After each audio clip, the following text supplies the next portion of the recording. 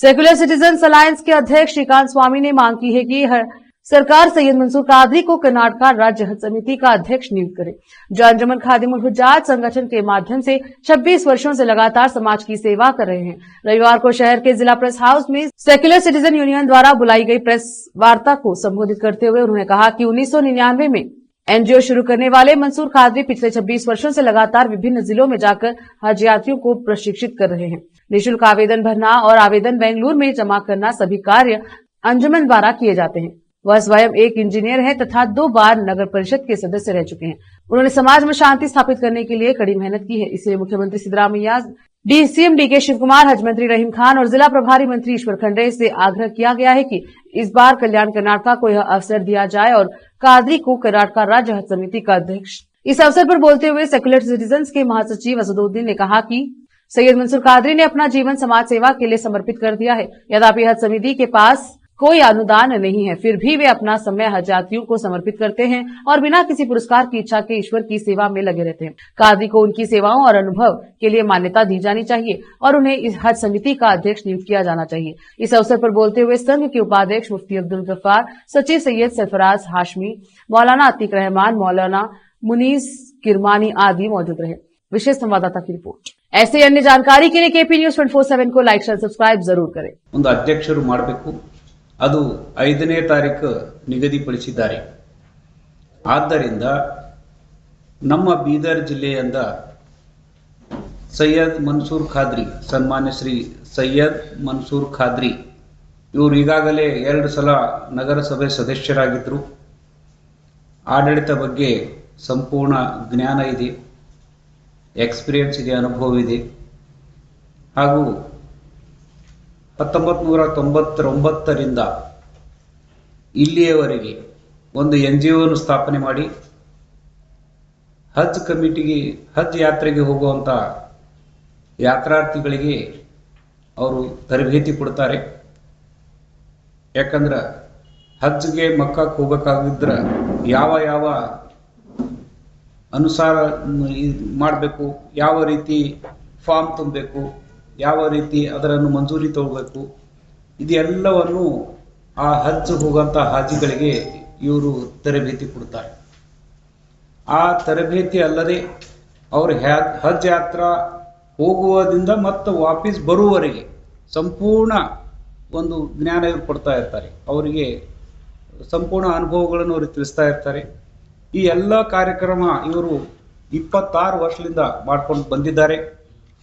ಹೈದರಾಬಾದ್ ಕರ್ನಾಟಕ ಭಾಗ ಹಿಂದುಳಿದ ಭಾಗ, ಯಾವುದೇ ಪಕ್ಷ ಅಥವಾ ಯಾವುದೇ ಒಂದು ಕ್ಷೇತ್ರ ಆಗಲಿ ಇಲ್ಲೆಲ್ಲರಿಗೂ ನೆಗ್ಲೆಕ್ಟ್ ಮಾಡ್ತಾರೆ। ಆದರೆ ಈ ಒಂದು ಹಜ್ ಕಮಿಟಿ ಮುಖಾಂತರ ಕೂಡ ನಮ್ಮ ಕಾಂಗ್ರೆಸ್ ಪಕ್ಷ ಕೂಡ ನೆಗ್ಲೆಕ್ಟ್ ಮಾಡಿದೆ। ಅವರಿಗೆ ಇಲ್ಲಿವರೆಗೆ ಬೀದರ್ ಜಿಲ್ಲೆಯಿಂದಾಗಲಿ ಅಥವಾ ಹೈದರಾಬಾದ್ ಕರ್ನಾಟಕದಿಂದಾಗಲಿ ಹಜ್ ಕಮಿಟಿ ಅಧ್ಯಕ್ಷ ಮಾಡಲೇ ಇಲ್ಲ, ಸ್ವತಂತ್ರ ಬಂದು ಹಿಡಿದು ಇಲ್ಲಿವರೆಗೆ।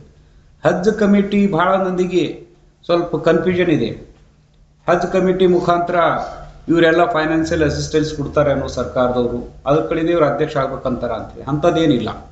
ಯಾವುದೇ ಸರ್ಕಾರ, ಕೇಂದ್ರ ಆಗಲಿ ರಾಜ್ಯ ಸರ್ಕಾರ ಆಗಲಿ ಇವರಿಗೆ ಯಾವುದೇ ಹಣಕಾಸಿನ ಬೆಂಬಲ ಕೊಡೋದಿಲ್ಲ। ಇವರಿಗೆ ಕೇವಲ ವ್ಯವಸ್ಥೆಯನ್ನು ಮಾಡಿಕೊಡ್ತೇವೆ। ಹಜ್ ಕಮಿಟಿಗೆ ಅಲ್ಲಿ ಮಕ್ಕಾದಿಂದ ಇವರಿಗೆ ವೀಸಾ ಕೊಡಿಸೋದು ಅದೆಲ್ಲ ಕೇಂದ್ರ ಸರ್ಕಾರ ಕಾರ್ಯ। ರಾಜ್ಯ ಸರ್ಕಾರ ಕೂಡ ಇವರಿಗೆ ಸಹಾಯ ಸಹಕಾರ ಮಾಡುತ್ತದೆ, ವಿನಾ ಯಾವುದೇ ಹಣಕಾಸಿನ ಬೆಂಬಲ ಆಗಲಿ ಸಹಾಯ ಆಗಲಿ ಇವ್ರಿಗೆ ಕೊಡೋದಿಲ್ಲ। ಈಗ ಹಜ್ ಕಮಿಟಿ ಅಧ್ಯಕ್ಷ ಆದರೂ ಕೂಡ ಅವರು ಪ್ರತಿಯೊಂದು ಜಿಲ್ಲೆಗಳಿಗೆ ಹೋಗಿ ಹಜ್ ಯಾತ್ರೆ ಮಾಡುವಂಥ ಯಾತ್ರಾರ್ಥಿಗಳಿಗೆ ಇವರು ಟ್ರೈನಿಂಗ್ ಕೊಡ್ತಾರೆ, ವಿನಃ ಯಾವುದೇ ಸರ್ಕಾರದಿಂದ ಬೆಂಬಲ ಆಗಲಿ ಯಾವುದೇ ಒಂದು ಇದಾಗಲಿ ಕೊಡಲ್ಲ। ಆದ್ದರಿಂದ ಈ ಒಂದು ಅನುಭವ ಉಳ್ಳವರಿಗೆ ಮಾತ್ರ ಹಜ್ ಕಮಿಟಿ ಅಧ್ಯಕ್ಷ ಮಾಡಬೇಕಾಗ್ತದೆ। ಈಗಾಗಲೇ ಬಿಜೆಪಿ ಸರ್ಕಾರ ಇದ್ದಾಗ ನಮ್ಮ ಗೆಳೆಯರಾದಂಥ ಕಚೇರಿವಾಲ ಅವರಿಗೆ ಅಧ್ಯಕ್ಷ ಮಾಡಿದ್ರು।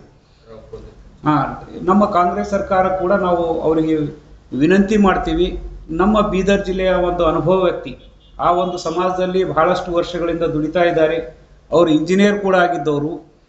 सेक्युलर सिटीजन्स फोरम द कार्यदर्शी आज की इस मीटिंग का क्या जो है ना अपना एजेंडा है, प्रेस मीट का इन्होंने बता दिया है। सॉरी, मैं कन्नड़ा पे उतना ज़्यादा जो है ना कमांड नहीं रखता हूँ, इसलिए आपसे हिंदी में बताऊँगा। बहुत ही सिंपल सा है कि 5 तारीख को कर्नाटका स्टेट हज कमेटी का एक चेयरमैन अनाउंस किया जाने वाला है। उस सिलसिले में बीदर के एक बहुत ही सिंसियर और डेडिकेटेड पर्सनैलिटी जो इस फील्ड में पिछले ऑलमोस्ट 2.5 डिकेड से 26 साल से काम करते आ रहे हैं, मंसूर अहमद कादरी साहब, उनको जो है ना अपना यहाँ का जो है ना स्टेट हज कमेटी का चेयरमैन बनाने की हम अपील करते हैं। और हम ये उम्मीद रखते हैं कि आमतौर पे होता ये है कि जिस कॉन्स्टिट्यूएंसी का एमएलए या मिनिस्टर होता है, जनरली पॉलिटिशियंस करते ये हैं कि अपनी कॉन्स्टिट्यूएंसी के किसी बंदे को आगे ज़्यादा बढ़ाने में उतना ज़्यादा इंटरेस्ट नहीं लेते, क्योंकि वो खुद अकेले रहना चाहते हैं। लेकिन रहीम खान साहब से हमारी पूरी रहीम खान साहब जो रियासती हज कमेटी के मिनिस्टर हैं, उनसे ये गुजारिश है, हमारी इल्तिजा है कि आप हमारे शहरियान बीदर के ख़ास तौर पर जो अरकान अंजुमन खादिमुल हुज्जाज के ज़िम्मेदारान हैं, उनकी तरफ भी खुसूसी तवज्जो डालें।